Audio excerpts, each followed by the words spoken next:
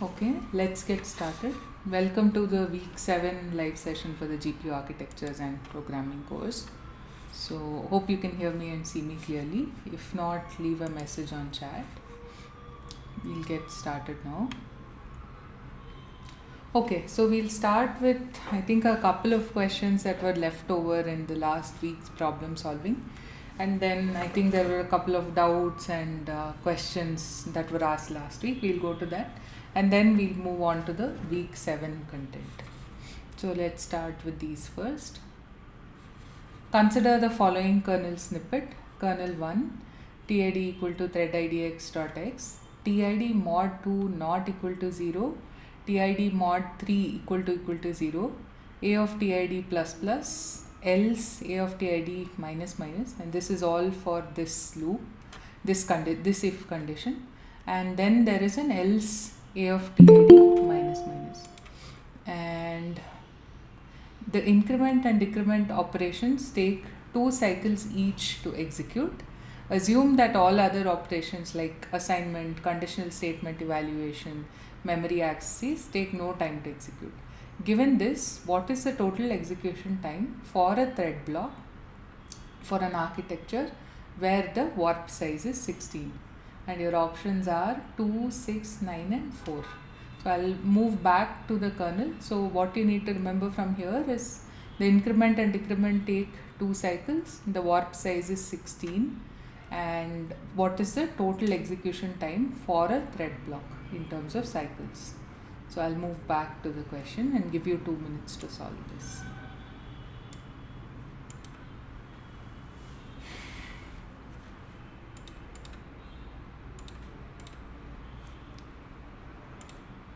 Let me know when you have an answer.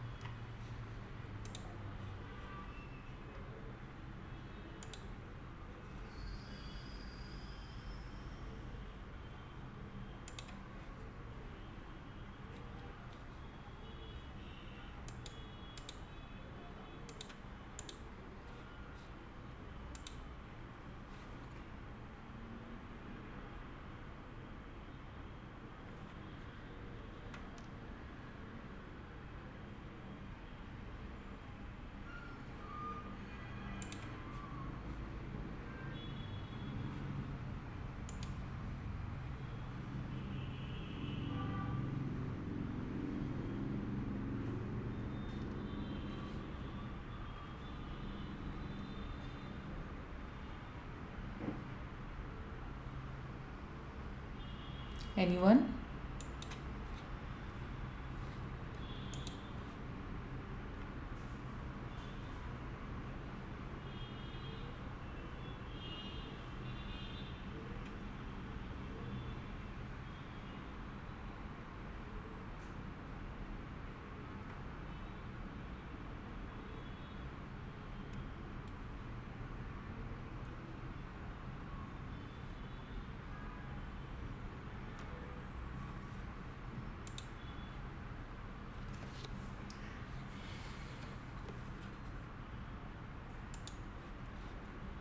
I'll give you one more minute.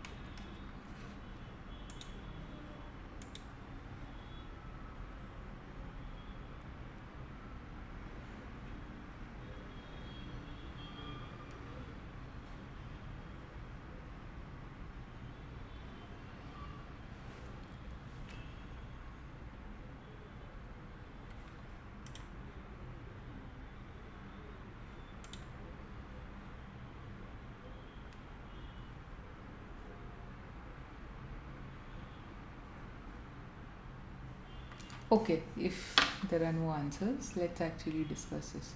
So you'll notice first here that there are these branching statements, right?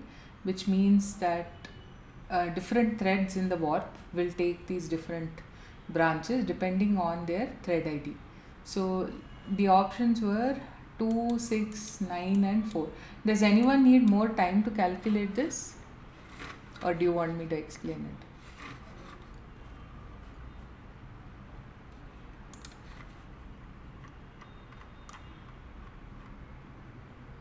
Okay, I'll explain it, then we'll see if you have any doubts.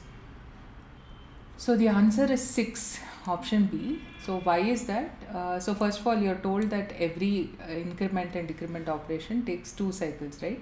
So you may think that every thread in the warp either executes this or this or this. That's correct. But when there is branching or divergence in GPUs, remember that they all don't execute at the same time, right? The execution of divergent threads is basically serialized. So if there was just one increment statement and all the threads were executing that, it would take 2 cycles. And now you have 3 such, and they're going to execute serially. So what will happen is each of these will take 2 cycles, as in whichever threads are executing one particular branch end up taking 2 cycles. Now those particular threads execute in lockstep, or they execute together. So even if you have multiple threads executing this particular statement, it's still going to take you only 2 cycles because those happen in parallel. But divergent threads would be serialized, right? So essentially your answer would be 6. 2 plus 2 plus 2. That's the answer. Any doubts now?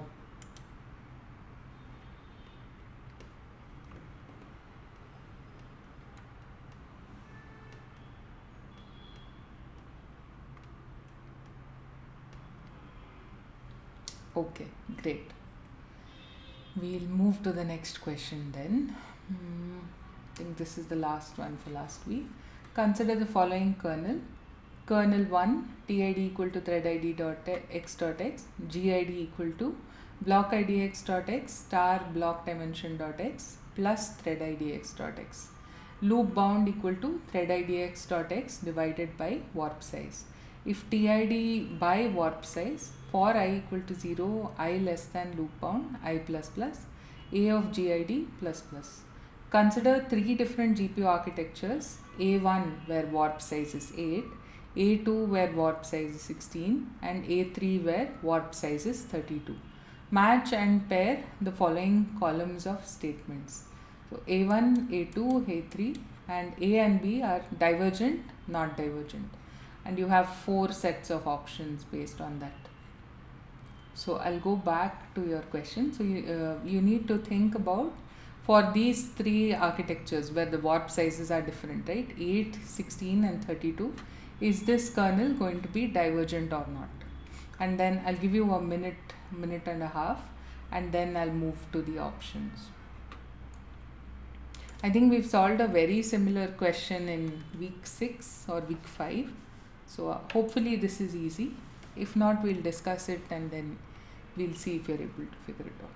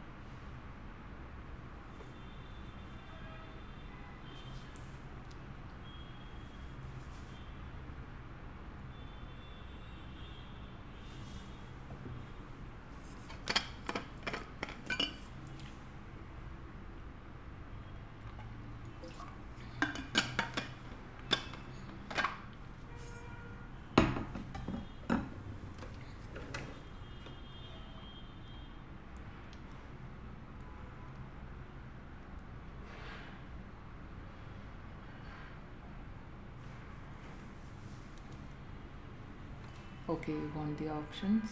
Sure. These are the options.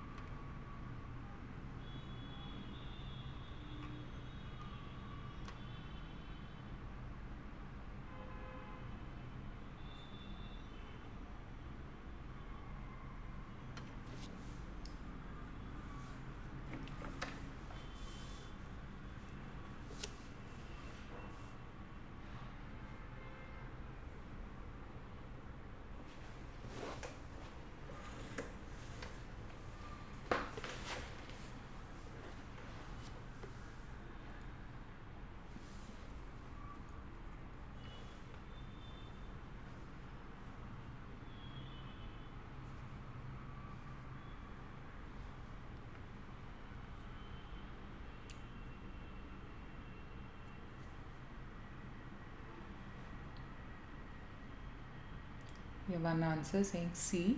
Okay.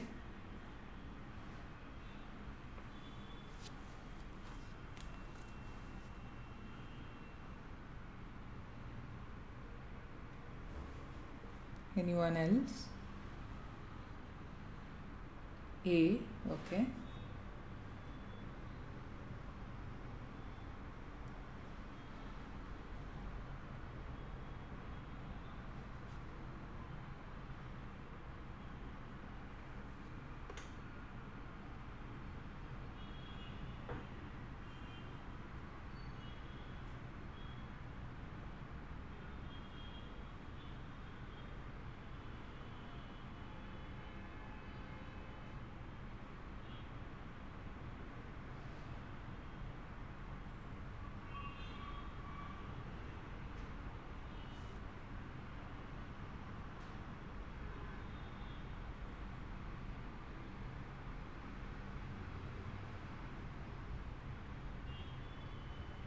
Okay, let's look at the answer. So it is C. All of them are not divergent. Why is that? So here, I think in this answer, this question may have been part of some other block of questions where it is said that the number of thread IDs in a block is 32. That's why it talks about 0 to 31. But that doesn't matter, right? Even if you take it to be something else, you will still get the same answer. So let's ignore this part of it because I don't think it was mentioned in this question that you guys just saw. So we had three warp sizes, 8, 16 and 32. And your condition, your branch condition is TID divided by warp size.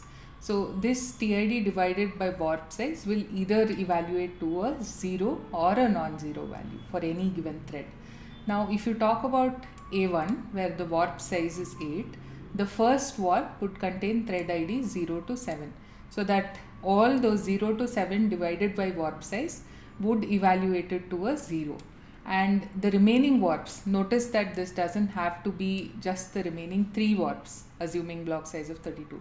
Can be remaining any number of warps, will always evaluate it to a non-zero value because the thread ID is going to be greater than the warp size, greater than or equal to, right? So the first warp is going to be 0 and the rest, all of the rest would be a non-zero value. So none of them have divergence. Again, the divergence definition itself may be confusing for some of you. So again, as a quick recap, divergence is when threads in a given warp take different branches, right? It does not matter if one warp takes one branch, like in this example, right? W0 takes, the first warp takes this branch and everything else takes this branch. That is not called divergence. Why? Again, because of the way the GPU architecture is, there is this notion of this warp where threads execute together.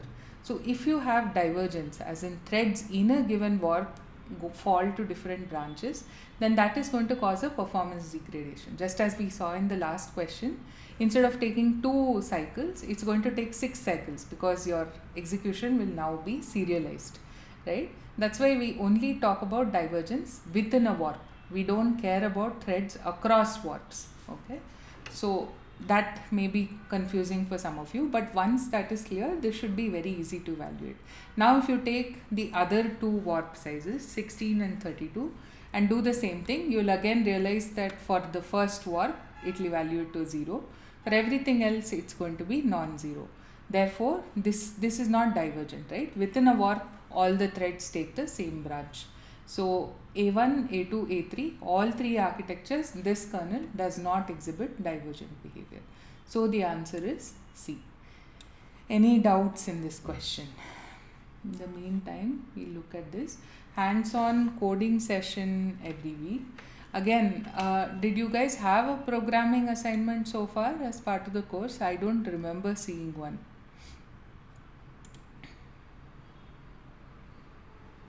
Yeah, I don't remember seeing one. So it may be based on how the course is designed, right?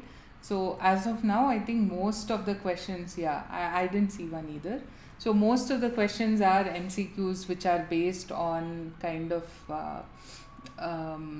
understanding the architecture and being able to apply that to different kernels and architectures. But this course for its own evaluation does not maybe have a programming assignment. So that's kind of why you don't have that in your weekly sessions. But you can give it as feedback in your NPTEL feedback forms and say that you would like this to be included as part of the course. Then they will probably change something about the course and do that. But that's not going to happen in this iteration of the course, right?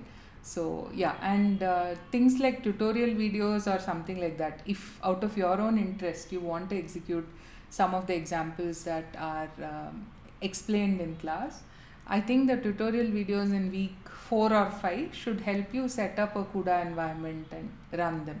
And even after looking at those and trying to run those examples in class, if you face any issues, you can mention that on the discussion forum and say that you're not able to run this because of so and so error. The TAs might be able to help you out on that.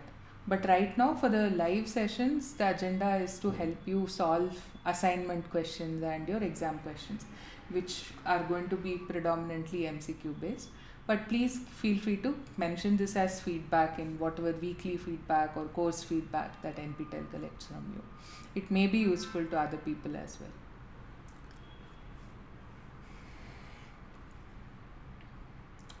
Sure. Okay. Any doubts in question 12? So people who didn't answer who got the answer wrong, is this clear now as to why it is divergent or not? Again, these questions are very common, so you'll definitely get one or two such questions, either in your assignments or your exam. So, any doubts here?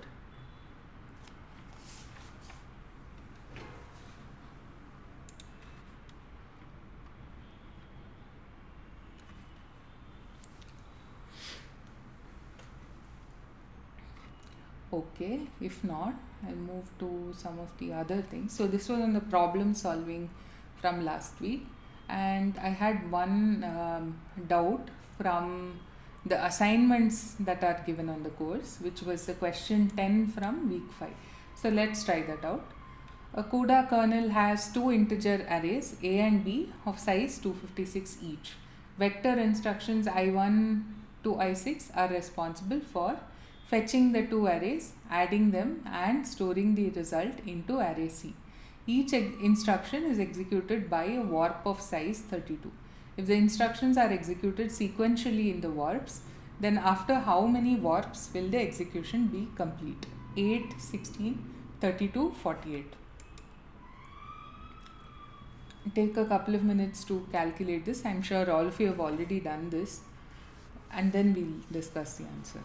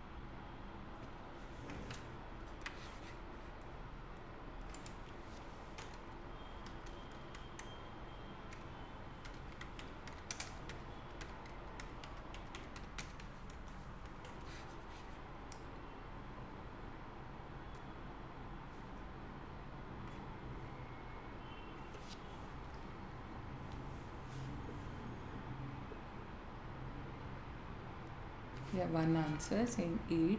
Okay.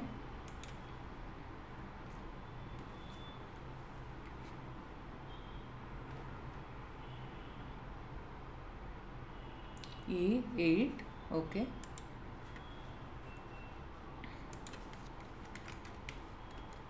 Anyone else?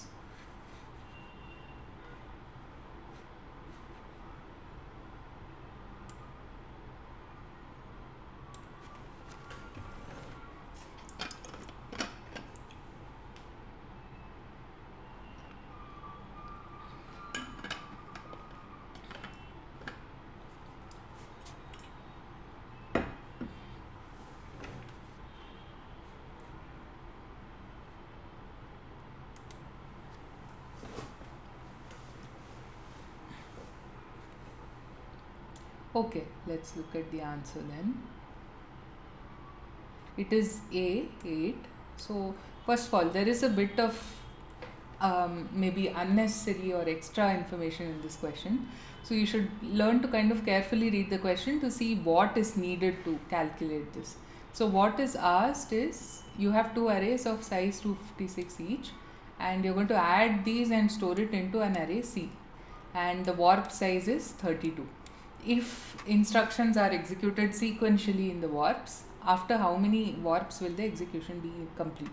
So this part about what instructions are responsible for fetching them, instructions being executed sequentially, etc., may not be directly relevant, right? So what you will need to think is, how many warps does it take? So for that, like we have done for previous questions, the first question that must come into your mind is, how much work is a single thread going to do? Is it going to handle one element? Is it going to handle multiple elements? Now that information is not given to you in this question, right?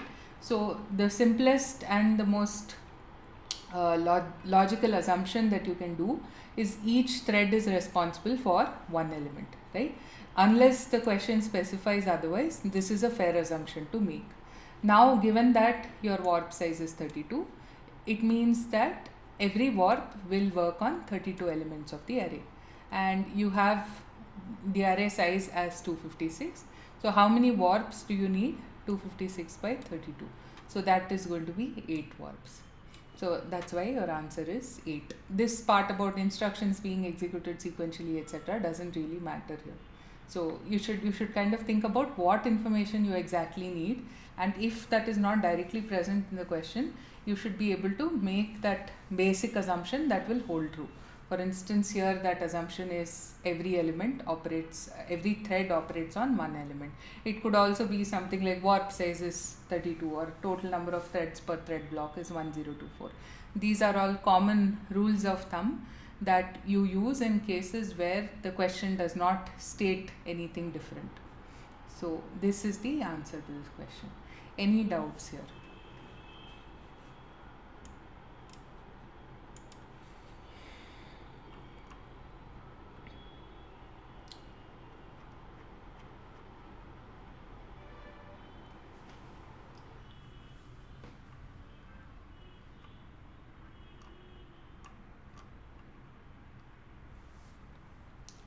Okay, if not, let's move ahead. This was the only doubt I had.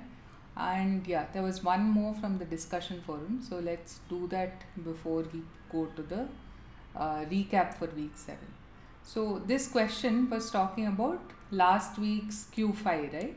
Where we were trying to figure out these shared memory conflicts, and we had warps, and we had these thread IDs, right? So the question was, should I assume it is thread ID x dot y comma thread ID x dot x, or x comma y?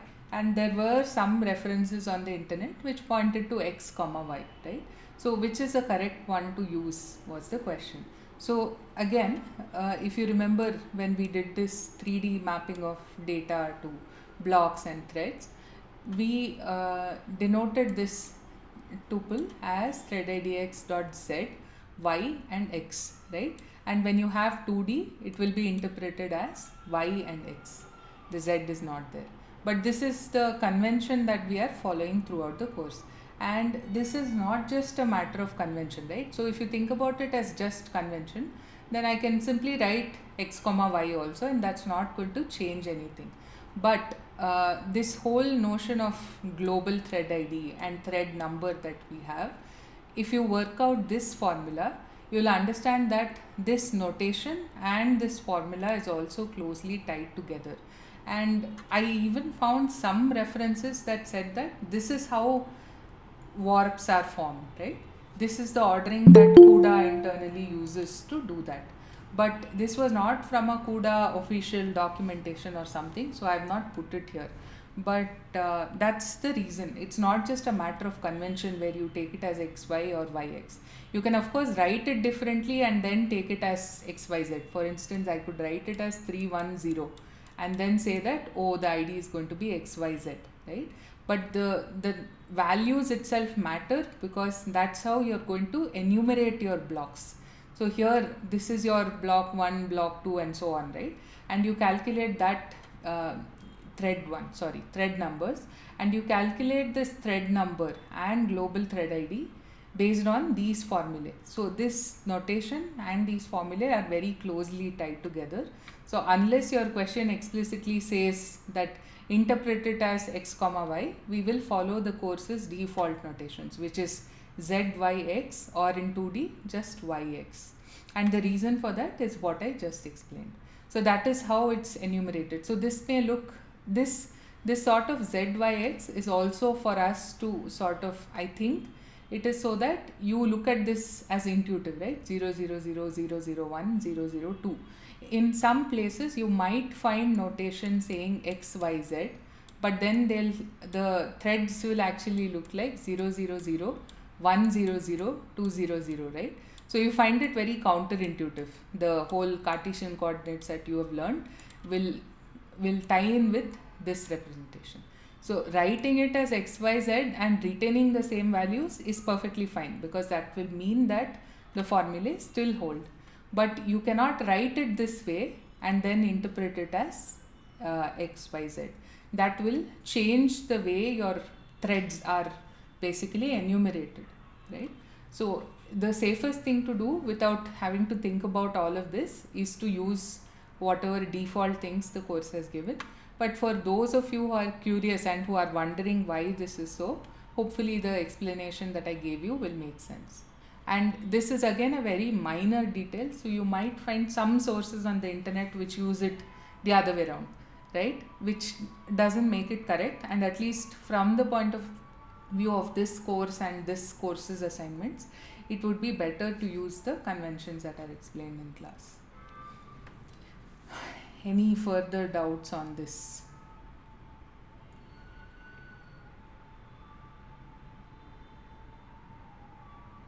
Is similar convention used for numbering a 2D tile? I'll have to check on that. I don't remember. I think it was there somewhere in the last week. If any of you remember, you can answer it. If not, I'll look at it and then let you know in the next week's live session.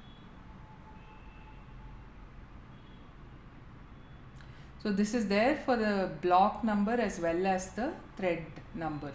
The tile part I don't remember.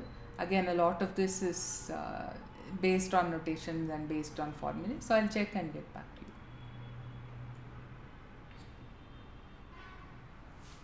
Okay, so now we'll go back to the recap for week 7. So week 7 was all about optimizing reduction kernels. So first of all, we looked at what is a reduction operation, how do you do this in parallel, and then what are some optimizations you can do for these kernels, and then performance analysis of these optimizations, because ultimately why are we doing these optimizations? For performance, right? So any sort of optimization that you do, you should think about it from the perspective of performance. And then we looked at a few examples in your lectures to analyze these various optimizations. So we'll touch upon some topics here, but before I get into that, any other doubts or questions so far in the last 7 weeks, right, on course content or a particular assignment whose solutions you just saw and you didn't understand? Any such thing, please post on chat and I'll take it up in the next week. It would be good if you keep doing this regularly, because we just have, I think if you exclude today's, you just have 4 or 5 sessions left, right? So we don't want to have too many things left at the end. As and when you have doubts or things that are not clear, please try to ask them and get them clarified. I'll wait here for a few seconds. Or if you found it difficult to understand a particular topic, again feel free to ask that, right? Because I think between the live sessions ending and your exams happening, there may be maybe a week or so, right? Typically that's the time frame. I don't know about this year's exam dates, but typically that's the time frame. Do you guys know when is the exam?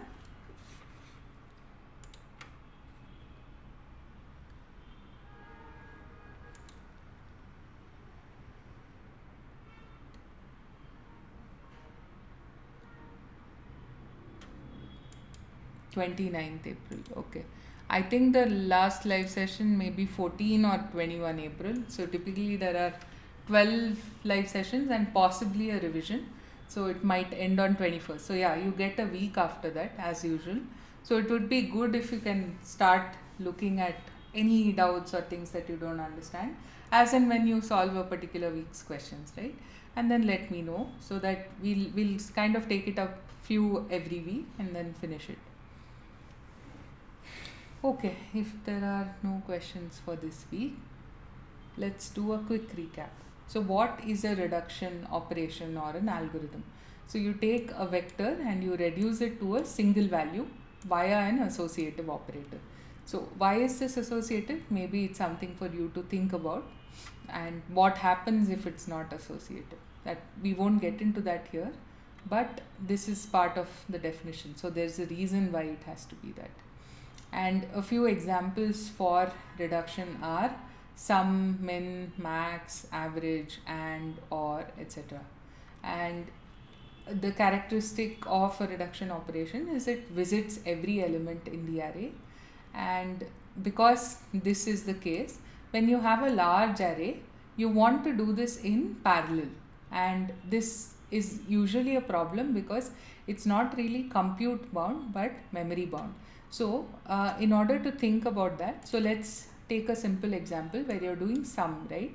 So what you try to do here is you try to access two things and then you do one addition operation. So essentially you're doing two memory operations and one very simple compute operation. If I now, for instance, if I access these same two elements and did a lot of computation on them, maybe I did a sum, I did a min, max, all of them together, right?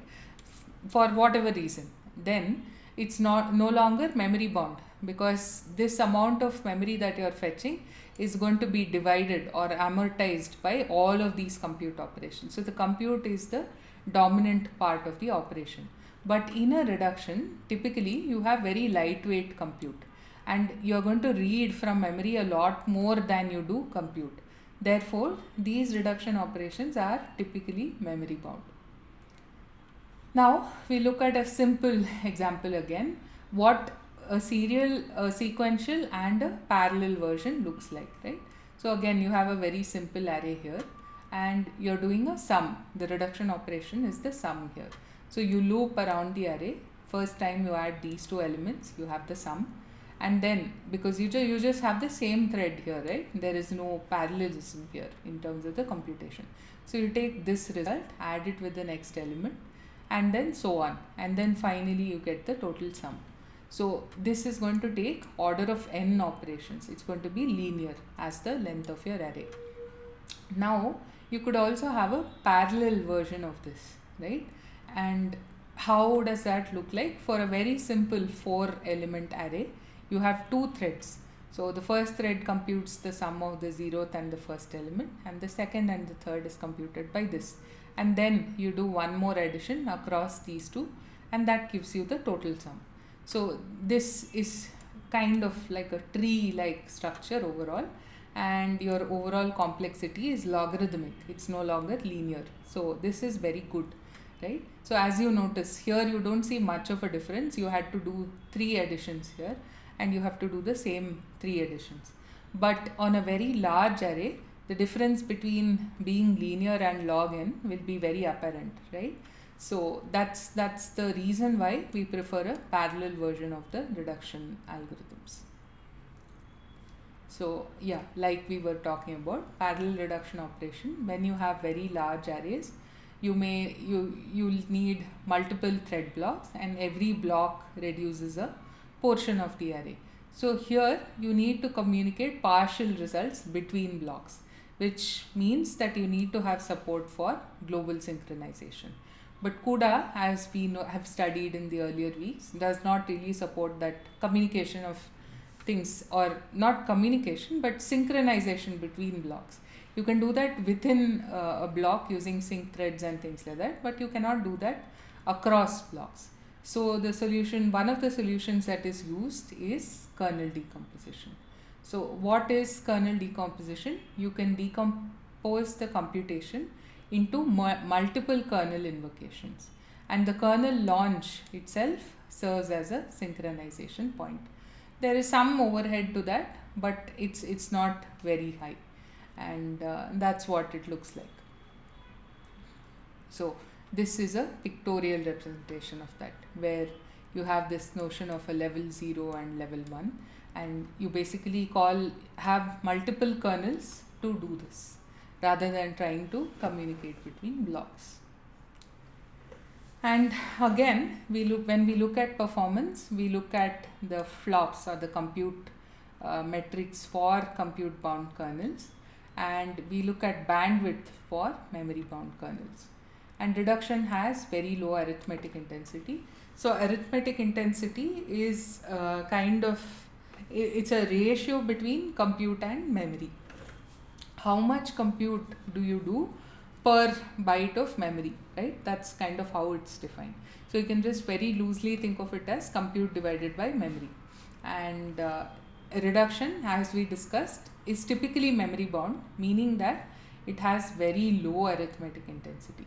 So your numerator or the compute is very low and the denominator is very high. So the overall metric of arithmetic intensity is fairly small. So that's about the optimizations. We already looked into this. So now we'll move to the problem solving for this week. So before that, any other questions from week 7, any parts that were not clear?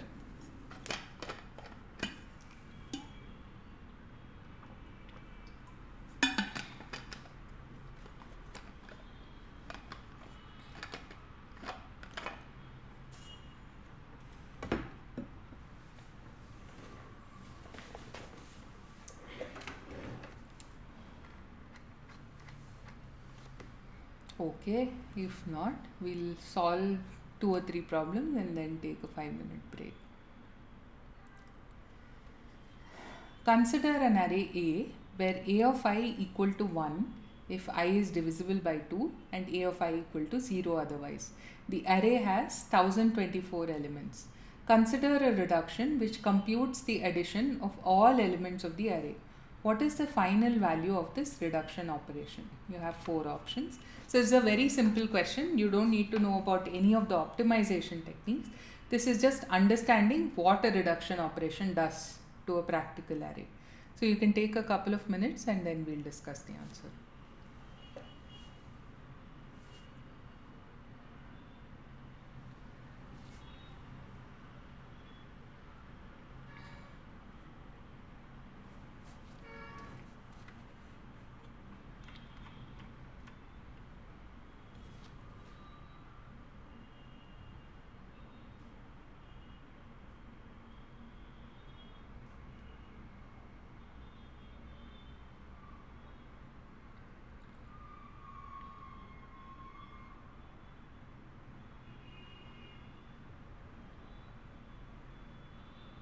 Okay, B 512.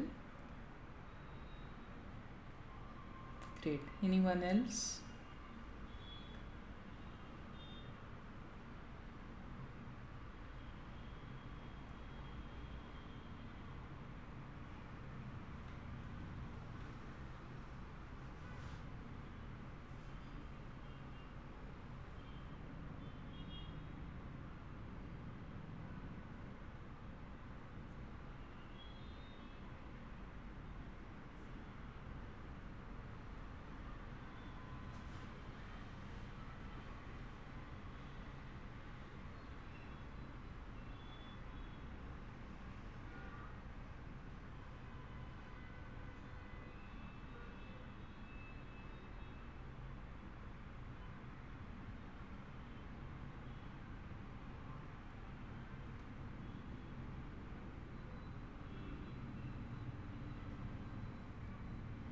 Okay, we have one more answer saying B.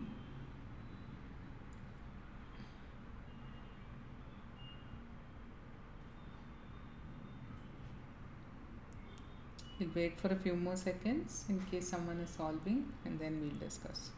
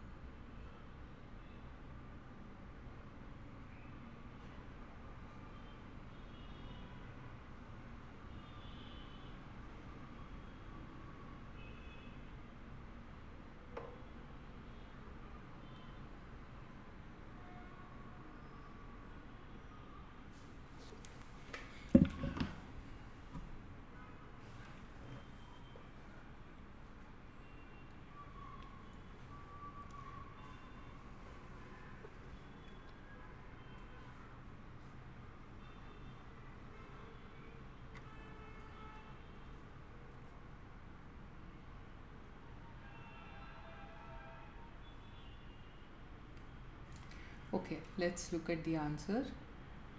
It is B512, as some of you said. So if you had to write this array, so right now this has 1024 elements, meaning there would be elements from A0 all the way till A0, 1023, right? And the value of these elements simply depend upon whether it's divisible by 2 or not.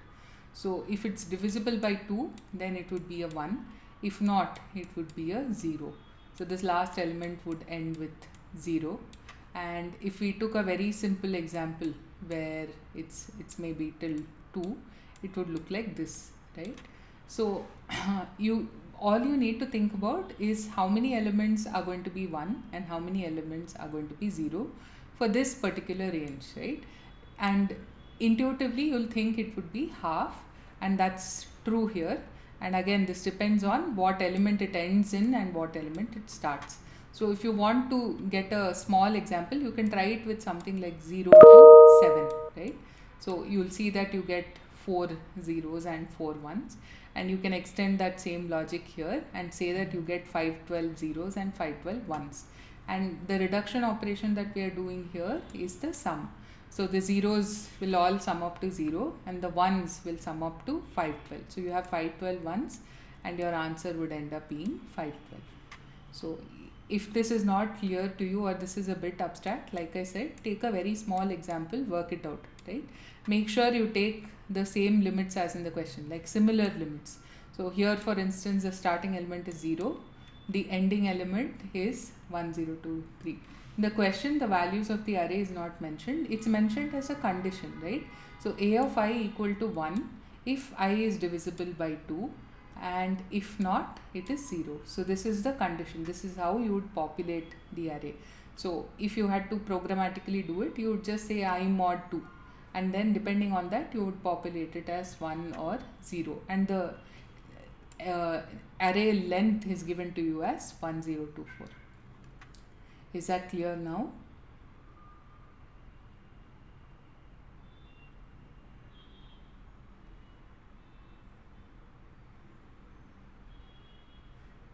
Great. Yeah. So if this is confusing, please try this out with a smaller example. You will have a lot of such questions today, so that will also help you, and a lot of different operations also, not just addition. So yeah, let's move to another question and see if you're able to solve that.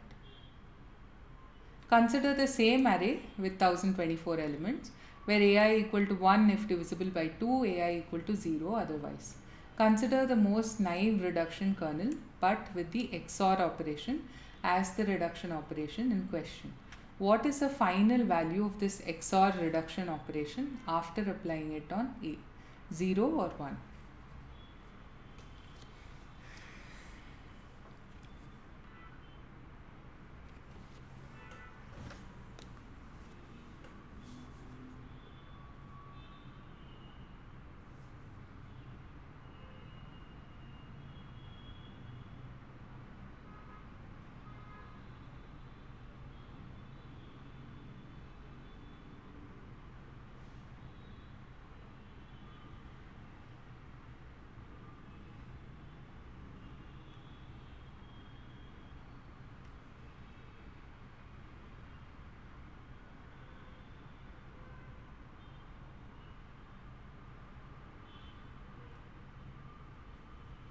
Okay, we have some answers.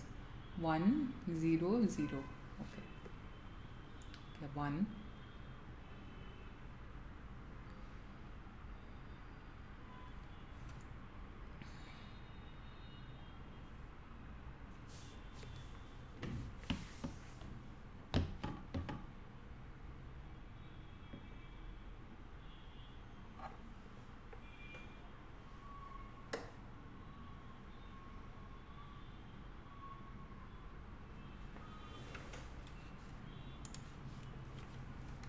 Any other answers?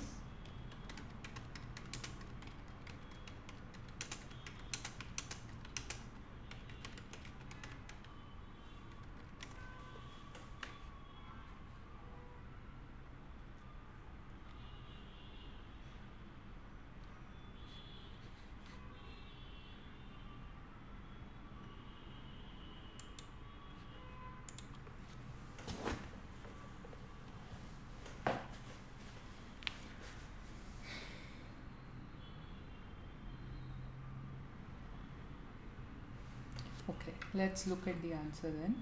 We have an equal number of zeros and ones as the answer. So the answer is A, 0. So let's think about why that is. So as with regards to the value of AI, we already discussed that in the previous question, right? We are going to have 512 zeros and 512 ones. Now if you apply an XOR over this entire sequence, it would ultimately end up being 0. Again, this may not be very obvious to you. So let's start out by writing a sequence, right? Write a short sequence. Maybe I'll take 8 as your length. So again, for people who don't remember the XOR operation, it's good to look up its truth table. So again, if it's 0 0 or 1 1, basically both the elements are same, it's going to, the result is going to be a 0. If both the elements are different, as in it's a 0 1 or a 1 0, it's going to end up being 1. So as you can very obviously see here, all these pairs would evaluate to 1, right? And then all these ones would evaluate to 0, this would evaluate to 0, and again the 0 and 0 would evaluate to 0. So this is going to be 0, or you could even do it directly like this, right? 1, you could do it from left to right. Again, remember why we can do this and not change the answer is because of the associativity. So the associativity guarantees that regardless of what order we do it in, the result is going to be the same. So you can evaluate it in whatever form seems to be convenient for you. For a small example, and try to understand what happens when we have an equal number of zeros and ones. And the same thing would apply here. So we have 512 zeros and 512 ones. And when you do an XOR over this entire sequence, it basically reduces to 0. And your answer is A. Any doubts in this?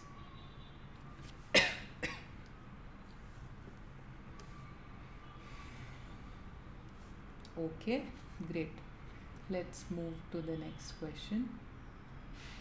Consider the most naive version of the reduction kernel being launched with the number of threads in a block as 1024 on an array of size 2 to the power of 24. How many times should the reduction kernel be invoked from the host program? You have 4 options, 3, 5, 7 and 9. Think about this.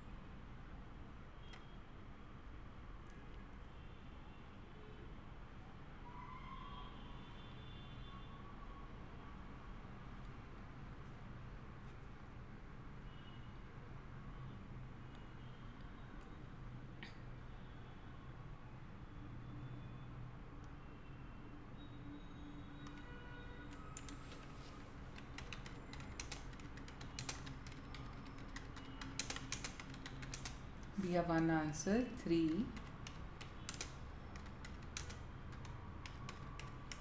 Anyone else?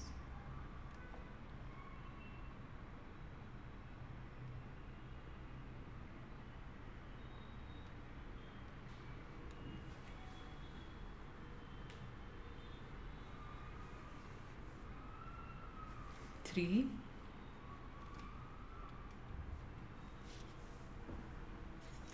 3.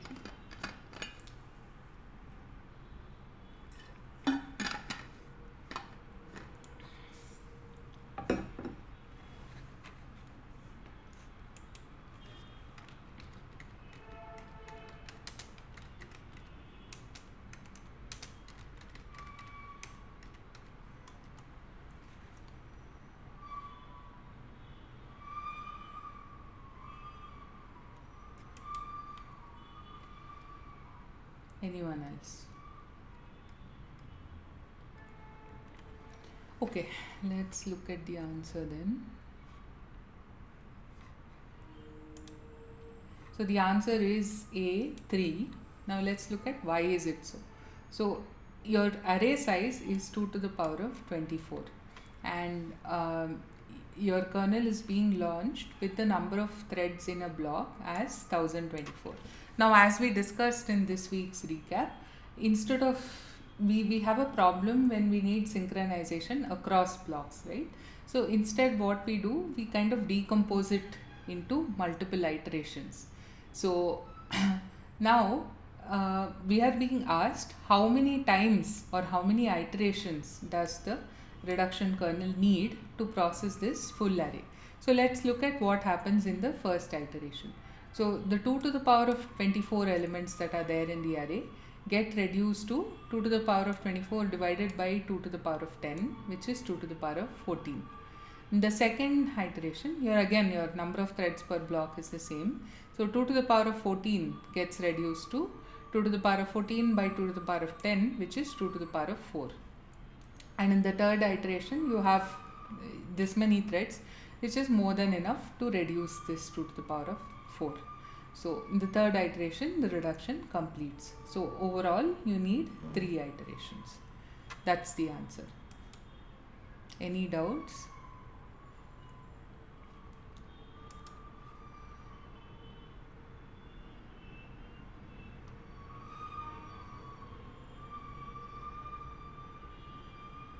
I think this should be fairly easy.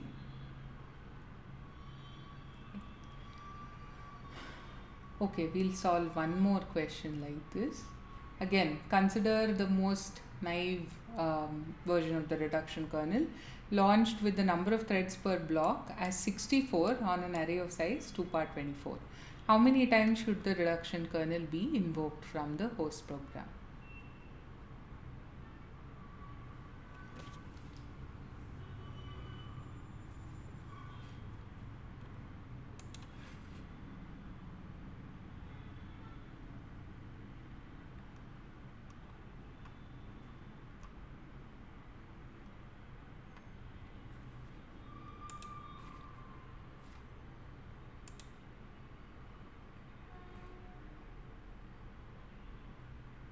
We have one answer, 4.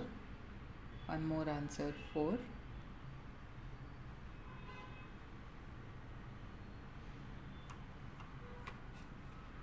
Can take a minute more.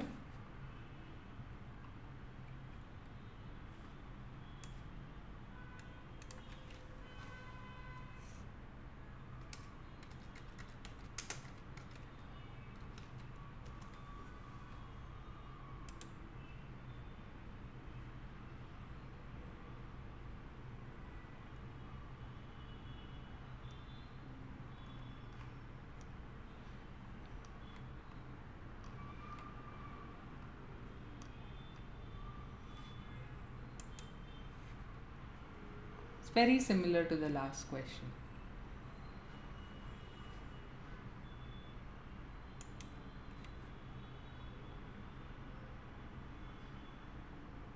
Okay, 4.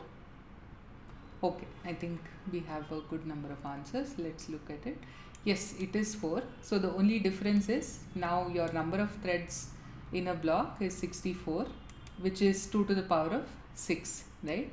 So your iteration, in each iteration, is going to get reduced by that factor. So you can do it iteratively the way we did in the last question. You can say 2 to the power of 24 divided by 2 to the power of 6, and then do that, and you will get 4 as the answer. But you can also come up with a formula.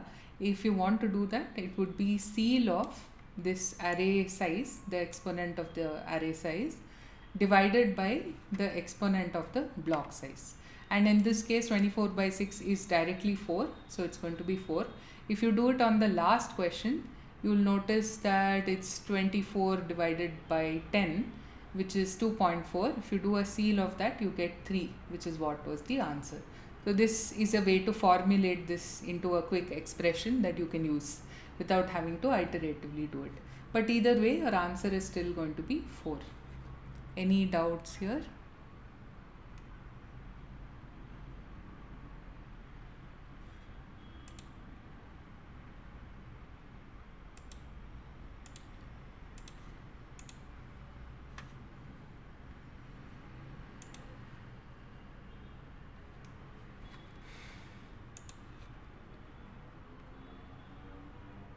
Okay, I think we have one more question that is similar to this, but yeah, maybe we'll take a break and then continue. So think about if you have any other doubts. If you do, ask me after the break.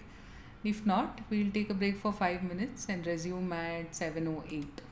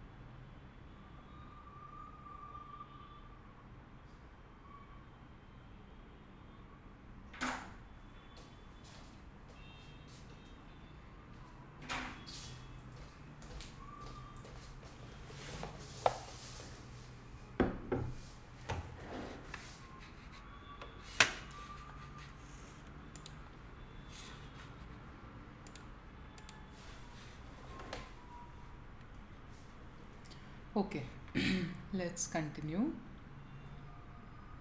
So we finished question 4. Hopefully there were no doubts still there. Let's move to the next one.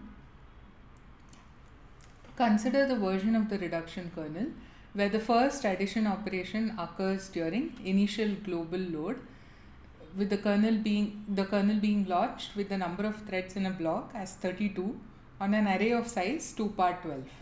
How many thread blocks are launched in the first invocation of the kernel from the host program?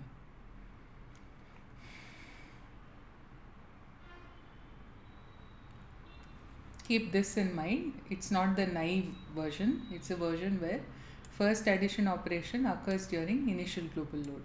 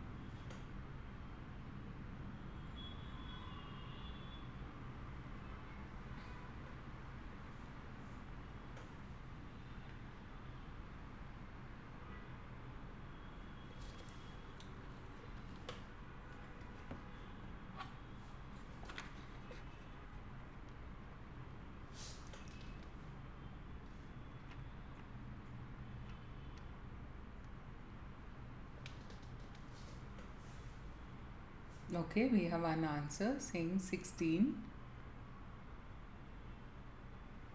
Okay. Anyone else?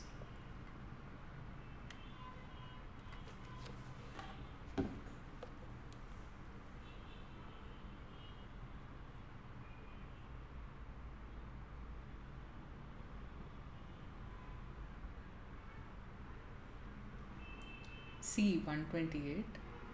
128. Okay. D 16. Okay.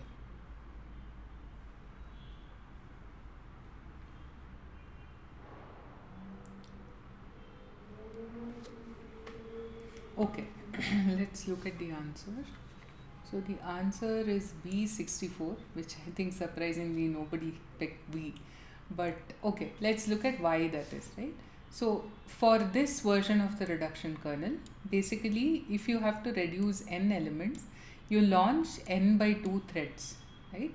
That's the only thing you need to remember from your lectures, right? So with if you remember that, then the rest of it is very easy. So now you are being asked about the first invocation of the kernel or the first iteration. Your array size is 2 power 12. So you launch half that number of threads, which is 2 power 12 divided by 2, which is 2 power 11 threads. Now you are asked how many blocks are launched, and your block size is given as 32. And that 32 can be written as 2 power 5. So 2 power 11 divided by 2 power 5 will give you the number of blocks in the first invocation, which is 2 power 6. That comes out to be 64. So those of you who said 128, I think you forgot this n by 2 and you probably took it as n and did the calculation, which is why you ended up with the wrong answer. So you have to remember this part, right?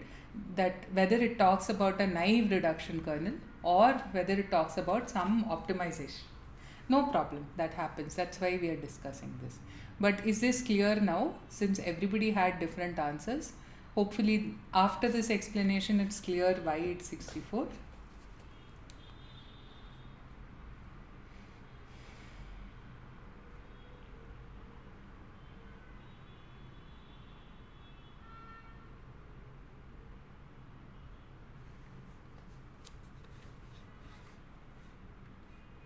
I'll pause here to see if anyone has any doubts.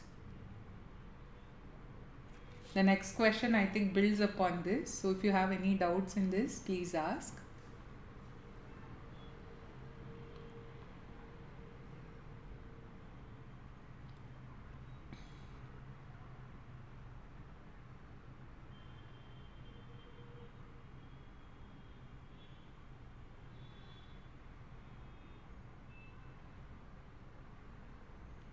Okay, if not, we'll move to the next question.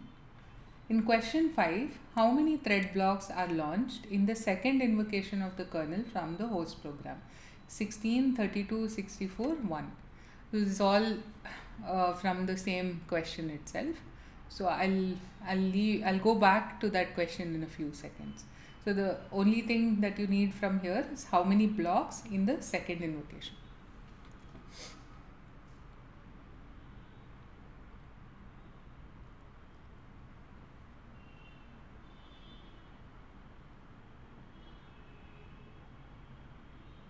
I'll go back to this question and then you can let me know once you have an answer.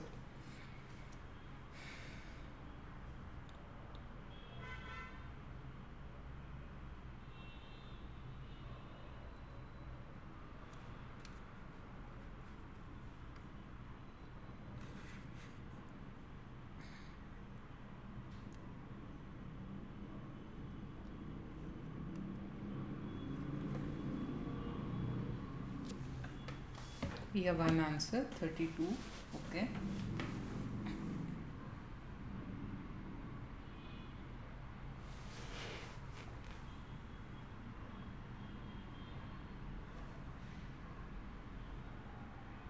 $32.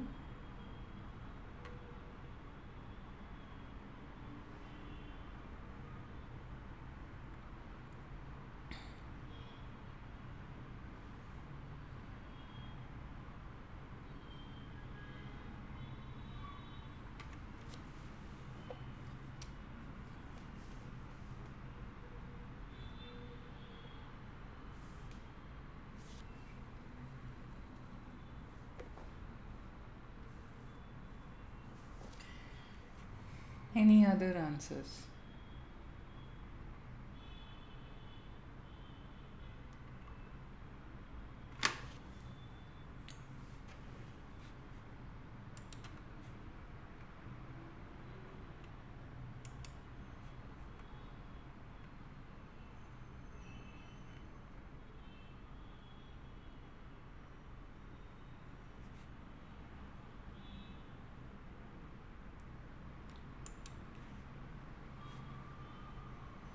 Okay, maybe this is a bit confusing. Let's discuss the answer and then we'll see if you can figure it out. So the answer is D1, right? So let's see what happens. So the first iteration we discussed in the previous question. So you have a total of 2 power 12 elements and you're launching 2 power 6 blocks, which after this first iteration you're left with 2 power 6 elements. Now in the second iteration, remember that this is not the naive kernel, this is the version where the first addition operation occurs during global load. So you always launch n by 2 threads if there are n elements. So you're left with 2 power 6 elements. You will now launch 2 power 5 threads.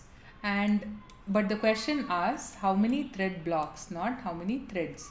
And therefore you're supposed to divide this by the block size, which is 32, which is given here as 32. So you'll basically get just one block, which is option D. And I understand why some of you said 32, you just calculated number of threads. But yeah, this is where you have to read the questions very carefully. This one asks about thread blocks and not threads. Hope this is clear now.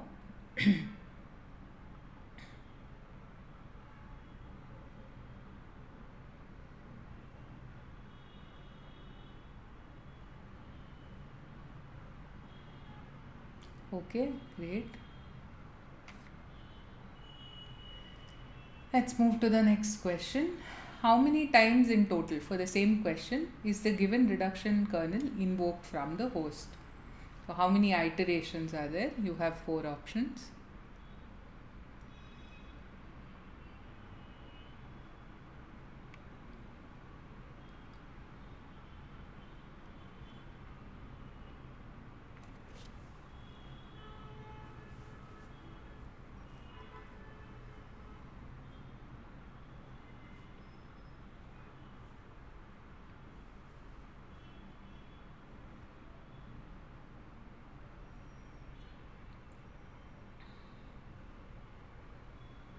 2. Okay.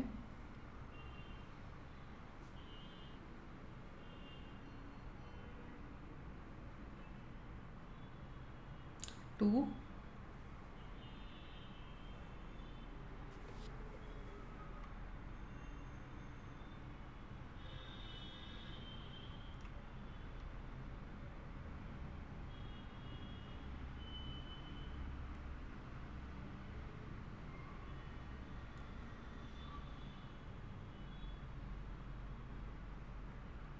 Anyone else?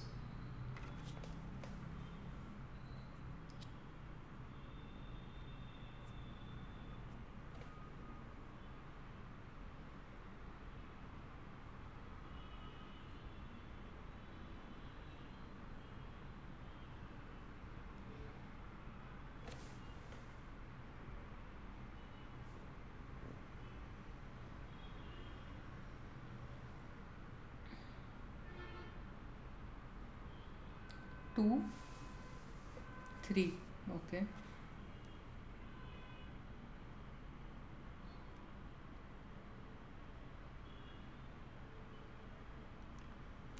Okay, let's look at the answer.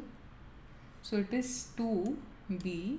So in the first iteration, this we discussed in the previous part, it gets reduced from 2 power 12 to 2 power 6. In the second iteration, 2 power 5 threads are launched. This also we discussed in the previous question. And this is sufficient to reduce this 2 power 6. Therefore, it ends here, right? So that's just 2 iterations, which is your option B.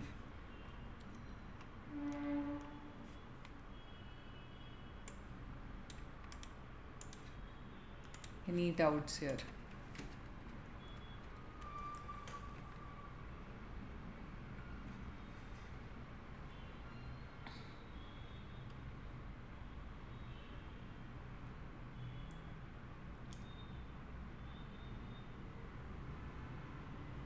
Okay, if not, we'll move to the next question. Which of the following statements is correct? Inclusive scan of an array generates a new array where each element j is the sum of all elements up to and excluding j. Exclusive scan generates a new array where each element is a sum of all elements including j. Bitonic sequence is a sequence which is first strictly decreasing, then after a point strictly increasing. In the most naive version of the reduction operation, half of the threads are idle on the first loop iteration while executing the kernel.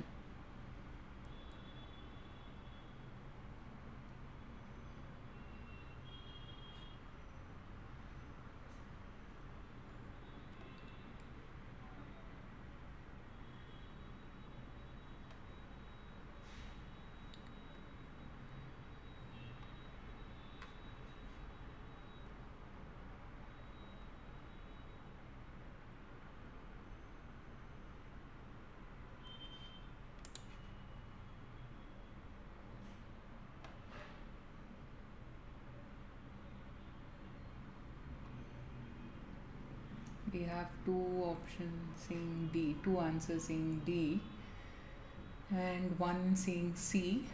Okay. Anyone else?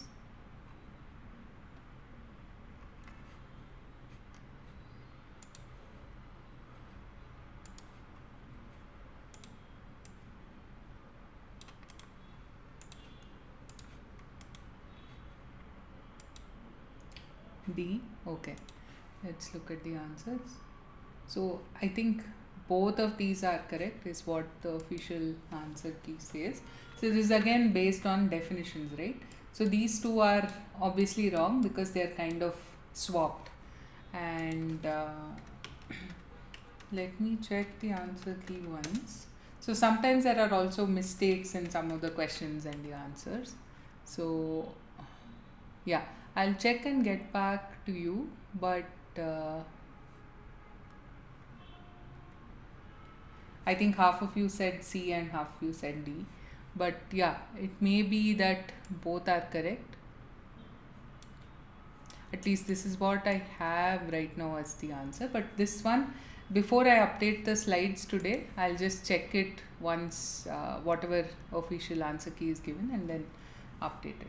But yeah, this part is I think clear. In the naive version, half the threads are idle on the first loop iteration. That's why we do that optimization where the threads do an addition during global load itself and so on, right? So this part is definitely clear. This part, I don't know, some of you might be confused based on the definition that was discussed in class and what is given here. So I'll check this and then let you know.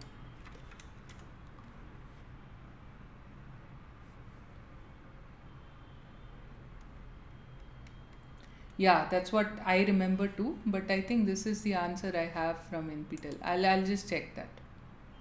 I'll check it and then please look at the updated slides for this, especially option C. When I post it tonight, I'll check it first and then upload it.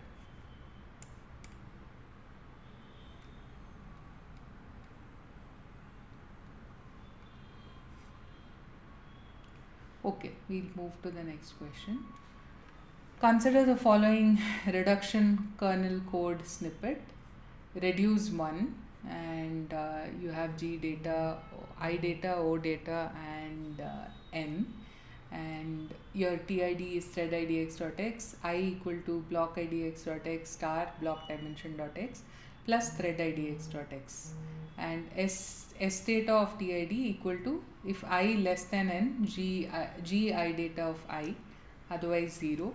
You have a sync threads and then you have a loop from 1 to block dimension of x and multiply s by 2.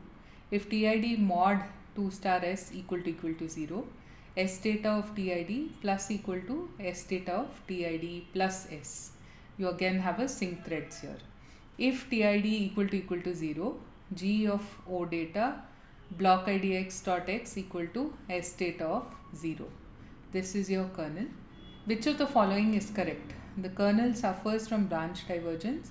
Warps in general are inefficient in terms of utilizing the hardware. Half the number of threads are underutilized from the first iteration itself. All of the above.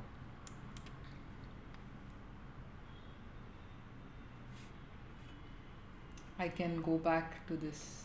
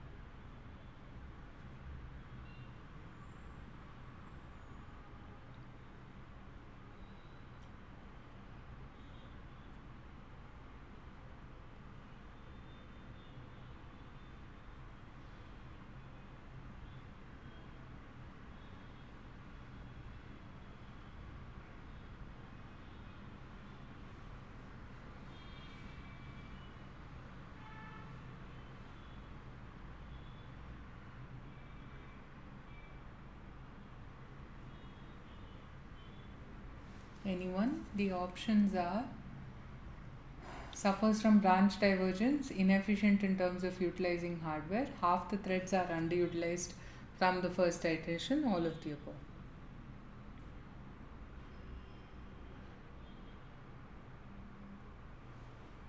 D, all of the above. Anyone else?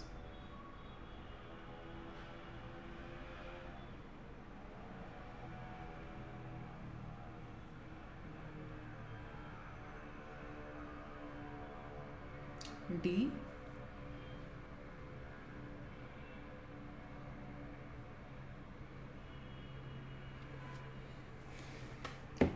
Okay, let's look at it. It is D, all of the above. So this was one of the reductions that were discussed in class itself. So if you remember, all of these are mentioned as the problems, right? So if this is not clear to you, I think you should watch this part of the lecture again. So basically, half the threads in this thing does nothing, right? And your modulus operator, which is used here, is very slow. That's also a problem, and it is highly divergent again because of the way it's designed, right? And the warps in general are very inefficient in terms of utilizing the hardware because half the threads are doing nothing and so on. So all of these are true, and option D is the correct one with respect to this kernel. So some of these questions will directly be based on the optimizations and the kernels that are discussed in class. So try to remember what are the main points of those optimizations, right?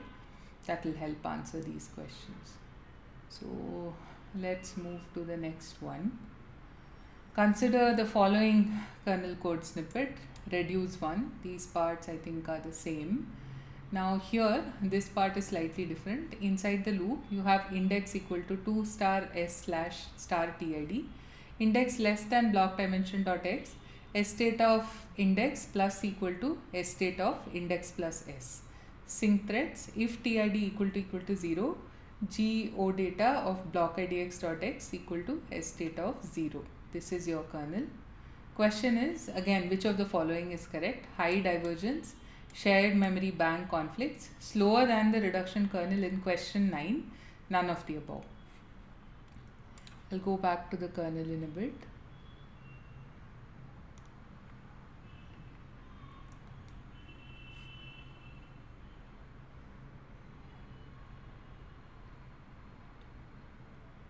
Yeah.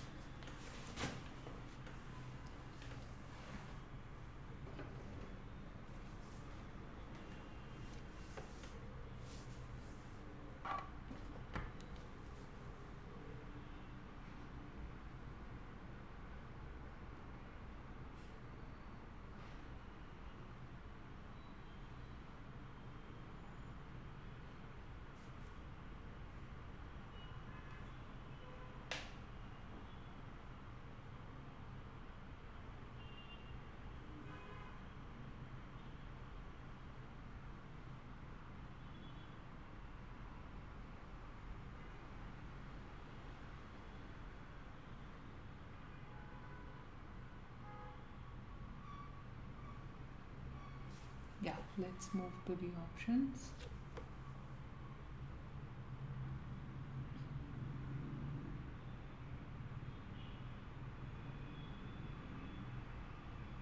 Okay, we have two answers, B.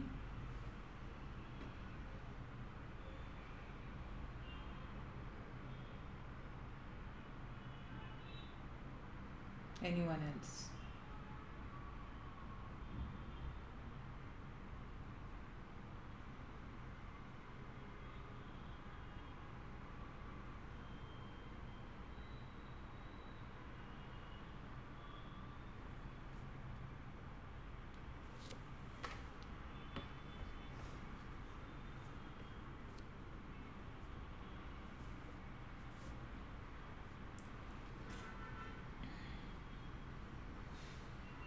Again, this is also based on a reduction discussed in class, so maybe some of you don't remember. Let's look at it. So the answer is B. It suffers from shared memory bank conflicts. So again, this was the interleaved addressing with divergent branching. So now again here you have the half of the threads do nothing issue, and you have the shared memory bank conflicts. But your modulo operator is removed and your divergence issue is solved, and your warps being very inefficient is also solved. So the bank conflict is illustrated in this diagram and the explanation for this. Basically because of this kind of strided axis that you do, right? You end up having two different things accessing the same bank rather than the bank. It ends up in I think a two-way bank conflict rather than accesses being distributed across banks, and that's why you end up with shared memory bank conflicts in this implementation. So for these questions, I think you have to remember the optimizations. Access means both load and store. It could be, right, depending on the question. Here, I think it was the load. I don't know if it was the store also, but it could be either of them. So it depends on what you're looking at. So for these questions, you will have to remember the particular reduction and what it tried to do, like the implementation part of it and the features of that particular reduction. Okay, let's see how many more questions we have. I think we have one last one, so we'll probably end early today. Consider an array where a of I equal to 1 if divisible by 4 and 0 otherwise. The array has 1022 elements. Consider a reduction which computes XOR of all the elements of the array using a binary XOR operator. What is the final value of this reduction at the end? This is a slightly more complicated version of one of the early questions we discussed today. So take a couple of minutes to solve it.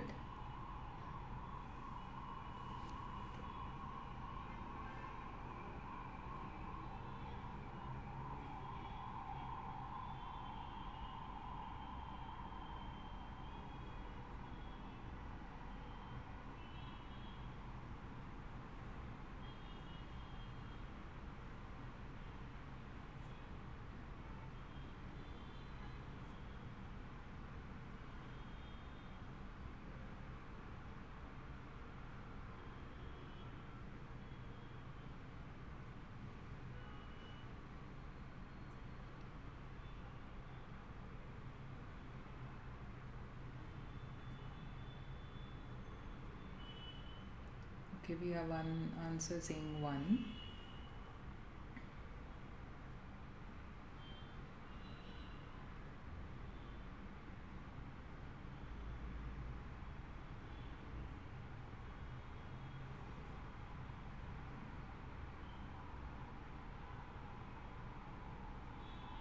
One.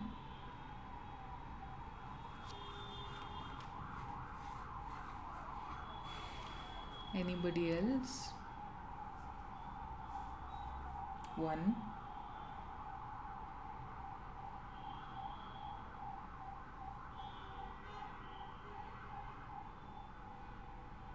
Okay, let's look at the answer. It is 1.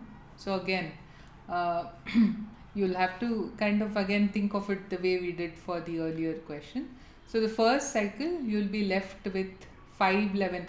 So here all you need to remember is that this ends at 1022, right? And not like a multiple of 4 or something. That decides what is left finally. So you have 511 set of 1 and 0 operands at the first iteration. If you just simply do an XOR, you'll realize this. In the second cycle, you have 255 sets of 1 and 1 and a single 1, because this 511 is not a multiple of 2.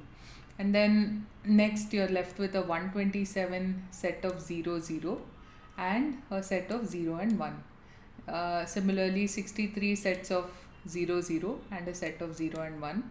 And fifth cycle, 31 set of 0 0 and a set of 0 1. So basically you get the idea. All of these will evaluate to 0 and this 0 and 1 would evaluate to 1. So at the finals, at the n-1 cycle, you'll just have a set of 0 and 1 and that evaluates to a 1. You can solve this like this, or you can find a sort of shortcut to do it logically by just reasoning about it and thinking about the length of the array and the values of the elements. Either way is fine, but ultimately the answer you get will be 1. So yeah, this is the last question we have for today.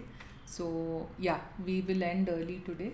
So if you have any other questions or doubts in anything that we discussed today or any of the lectures, please post it on chat. I'll stay on the call for a couple more minutes. If not, thank you so much for joining. And as the weeks go by, I think the questions also become a lot more involved. So all of you guys are very persistent and hardworking in trying to keep it interactive and ask your doubts. So I'm very happy about that. Look forward to seeing you next week as well, and enjoy the rest of your Sunday evening. Thank you.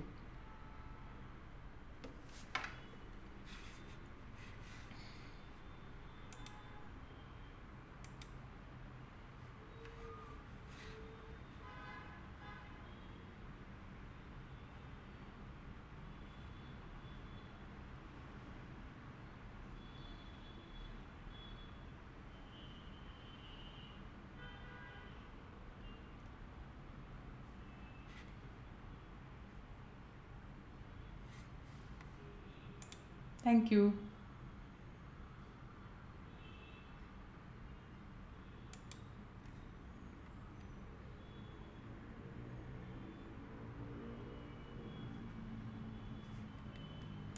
Thank you.